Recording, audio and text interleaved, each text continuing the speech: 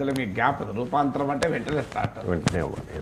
తర్వాత ప్రజారాజ్యం ఈ మాట చిరంజీవి కనుక 2019 రిజల్ట్స్ తర్వాత అని ఉంటే దానికి ఏమైనా వాల్యూ ఉండేది.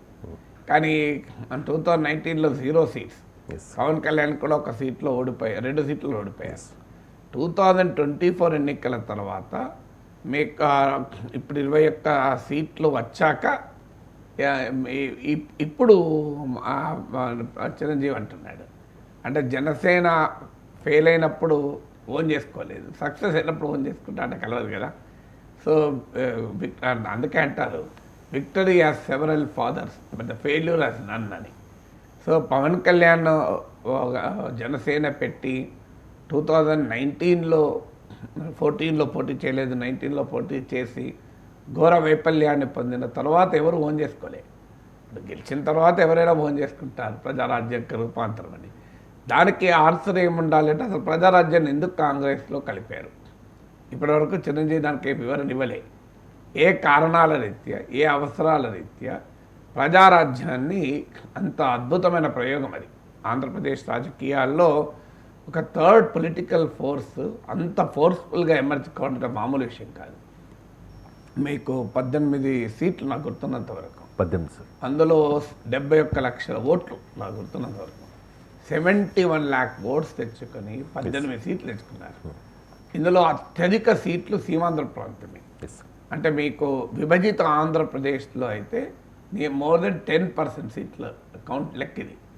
మోర్ దెన్ 10% సీట్లు తెచ్చుకొని 71 లక్షల ఓట్లు ఉమ్మడి రాష్ట్రంలో తెచ్చుకుంటే ఆంధ్రప్రదేశ్ రాజకీయాల్లో చిరంజీవి కనుక ప్రజారాజ్యాన్ని అలాగే కంటిన్యూ చేసి ఉంటుంటే 2014లో ఎంత శక్తిగా ఉండేది అసలు. అది ఆ కంక్లూజన్లో మనం రాలే. వైసీపీ ఎందుకు రాకుండా ఎలా ఉంటుంది కానీ వైసీపీ పుట్టుకకు ప్రజారాజ్యానికి సంబంధం లేదు కదా. ప్రజారాజ్యంకి వైసీపీ జగన్మోహన్ రెడ్డి కాంగ్రెస్లో తిరుగుబాటుతూ పుట్టిన పార్టీ, అందువల్ల ఆ పార్టీ ఎలాగో వచ్చేది. 2014లో ఆ పార్టీ అధికారం లెక్కలే కదా. వైసీపీ పుట్టకపోవడం అనేది కరెక్ట్ కాదు. వైసీపీ పుట్టచ్చు కానీ దేశంలో చాలా చోట్ల 3 పార్టీలు లేవా? ఇప్పుడు మీకు తెలంగాణలో ఉంది, కాంగ్రెస్ ఉంది, బీజేపీ ఉంది, బీఆర్ఎస్ ఉంది కదా.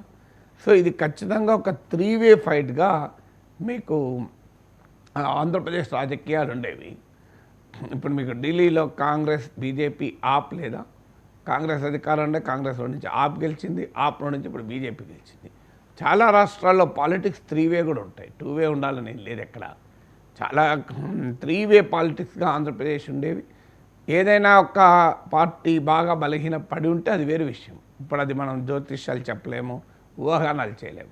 కానీ ఖచ్చితంగా ప్రజారాజ్యం అయితే 2014లో కూడా ఒక బలమైన ఫోర్స్గా ఉండేది. 2019లో జనసేనకు పట్టినటువంటి వైపరీత్యం అయితే పట్టేది కాదు.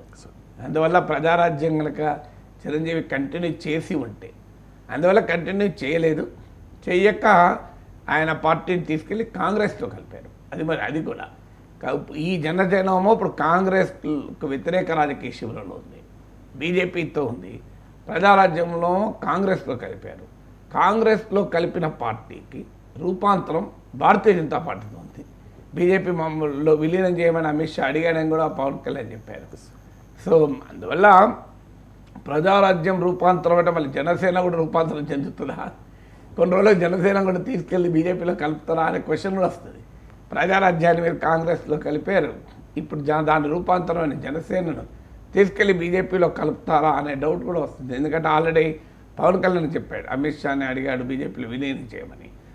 రోజు రోజుకు పవన్ కళ్యాణ్కు బీజేపీకి తేడా ఉండడం లేదు. మీరు రాజకీయ సైద్ధాంతిక భావజాలాన్ని చూపెట్టడంలో జనసేన బీజేపీకి ఒక రకంగా రూపాంతరంగా మారిపోతుంది.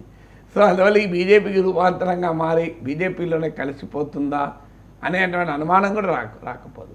మీకు ఒకప్పుడు పవన్ కళ్యాణ్ అన్నాడు ప్రజారాజ్యం ఫెయిల్యూర్ అనేది జనసేన పైన ఇట్లా కత్తిలాగా వేలాడుతుంది అని.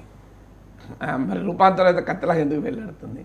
సో అందువల్ల ఇప్పుడు జనసేన మంచి విజయాన్ని సాధించాక సహజంగానే అలాంటి క్లెయిమ్స్ రావచ్చు.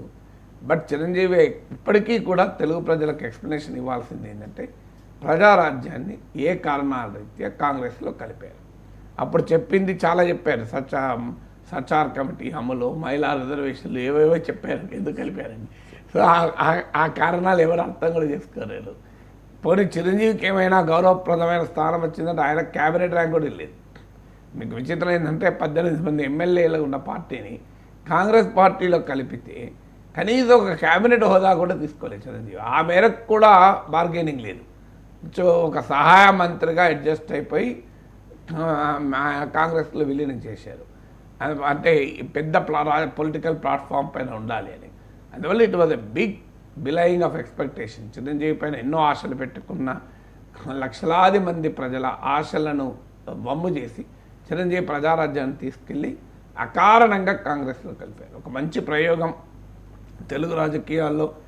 అలాంటి ప్రయోగాన్ని తీసుకెళ్ళి కాంగ్రెస్లో కలిపి ఒక రకంగా బైపోలార్ రాజకీయాలతో విసిగెత్తిన ప్రజలకు, అంటే అటు కాంగ్రెస్ లేదంటే తెలుగుదేశం, ఈ రెండు పార్టీలు తప్ప మూడవ చాయిస్ ప్రజలకు లేదు.